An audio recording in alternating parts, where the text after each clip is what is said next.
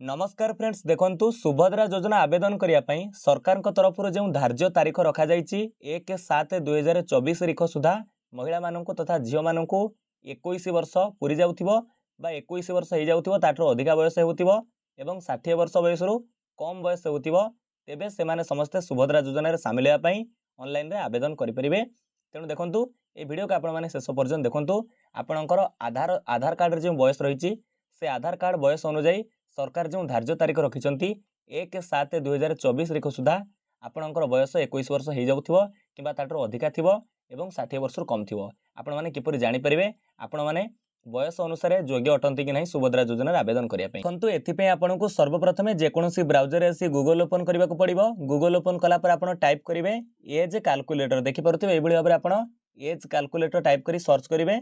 एठा देखंतु fast website show करूची एठारे लेखा जाइतबे एज कैलकुलेटर वेबसाइट ना हेउची www.calculator.net। आपण प्रथम वेबसाइट पर क्लिक करंतु तापर देखंतु एमिति ए वेबसाइट होम पेज ओपन हो जाउची।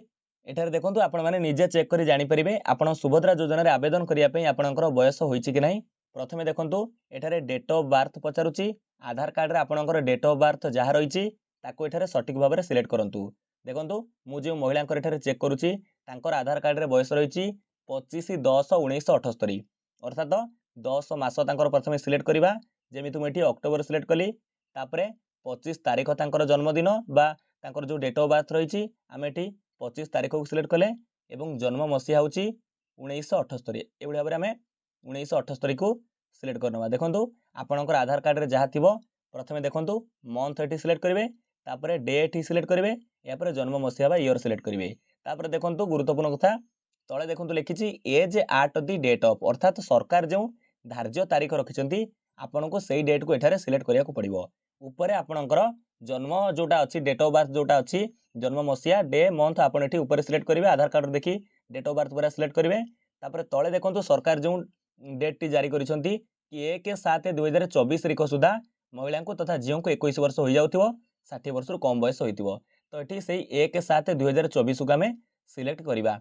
देखंतु प्रथमे एठी आमे 7 मास को सिलेक्ट करिबा 7 मास कहले जुलाई तापर देखंतु एठी डेट रे 1 सिलेक्ट करिबा तापर 2024 तो अछि आउ देखंतु एठारे 2024 रहिला। या पर आपण कोन करिवे कैलकुलेट ऊपर क्लिक करिवे। कैलकुलेट ऊपर क्लिक कला पर देखंतु एबडी भाबरे आपनकर एज टी शो करिवो जेमिति एठी शो कला 45 वर्ष 8 मास 7 दिन से महिलांकर जन्म दे जो रहिछि तांकर डेट ऑफ बर्थ जो आधार कार्ड था ताको एठी मारिकरी आमे देखिले 1/7/2024 तारीख सुधा से महिला को 45 वर्ष 8 मास 7 दिन होईछि। तो निहाती भाबरे सरकार को धार्य तारीख अनुसार आपण एठी कोन करिवे से तळे लिखिवे जुलाई 1/2024 लिखिवे आ ऊपर आपनकर आधार कार्ड रे जहा थिबो डेट ऑफ बर्थ ताको एठी टाइप करिवे। एठारे आपण कोन करिवे कैलकुलेट ऊपर क्लिक करी आपनकर एज चेक करंतु जदि 21 वर्ष शो करूची एवं जदि आपनकर 60 वर्ष रु कम बयस शो करूची तो आपण निहाती रूपे कोन करि परिबे ना सुभद्रा योजना रे आवेदन करिया पई योग्य अटंती।